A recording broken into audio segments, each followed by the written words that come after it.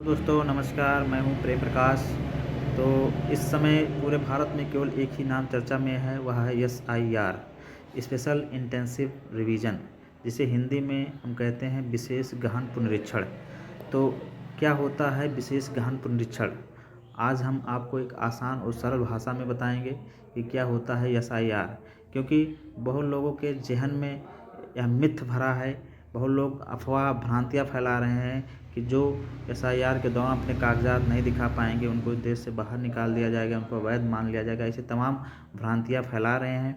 तो आज हम आपको ये एसआईआर के बारे में बहुत अच्छे से सरल भाषा में समझाएंगे। तो चलिए आइए हम लोग जानते हैं कि क्या होता है एसआईआर। एसआईआर की प्रक्रिया कोई नई नहीं है। भारतीय निर्वाचन आयोग के द्वारा यह प्रक्रिया अपनाई जाती है जब विपक्षी पार्टियां मतदाता सूची गड़बड़ी को लेकर सवाल उठाती हैं, तो भारतीय निर्वाचन आयोग यह प्रक्रिया अपनाता है।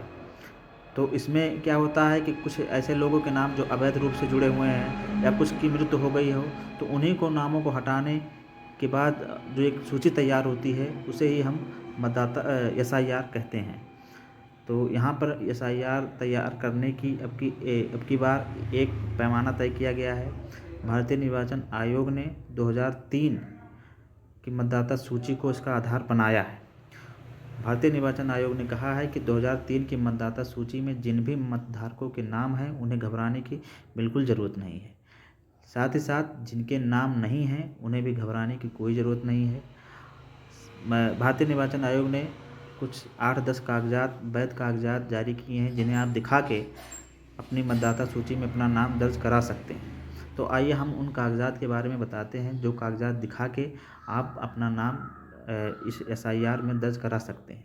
तो उन कागजात में अगर आपके पास हाई स्कूल, इंटर या किसी भी शैक्षणिक इंस्टीट्यूट का सर्टिफिकेट है तो आप उसे भी दिखा सकते हैं। आपके पास आधार कार्ड होना चाहिए। आपके पास किसी भी सक्षम अधिकारी के द्वारा जन्म प्रमाण पत्र भी होगा तो काम चल जाएगा। आपके पास अगर आप वहाँ के निवासी हैं तो एक सक्षम अधिकारी के द्वारा निवास प्रमाण पत्र भी होना चाहिए तो भी काम चल जाएगा आपका। या फिर अगर आप SC ST या OBC से आते हैं तो आपके पास जाति प्रमाण पत्र होना चाहिए, उससे भी आपका काम चल जाएगा। या आपके पास ड्राइविंग लाइसेंस या पासपोर्ट भारतीय गवर्नमेंट के द्वारा अगर जारी किया गया पासपोर्ट है तो उससे भी आपका काम चल जाएगा।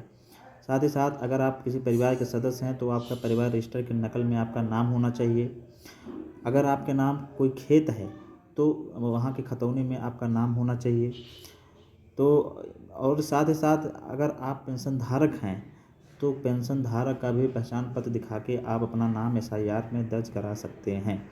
और अगर पेंशन धारक का भी पहचान पत्र अगर आपके पास नहीं है तो अगर 1987 से पहले किसी भी सरकारी या प्राइवेट या स्थानीय संस्था के द्वारा अगर कोई पहचान पत्र आपके पास है 1987 से पहले तो उसे भी दिखा के आप अपना नाम एसआईआर में दर्ज करा सकते हैं।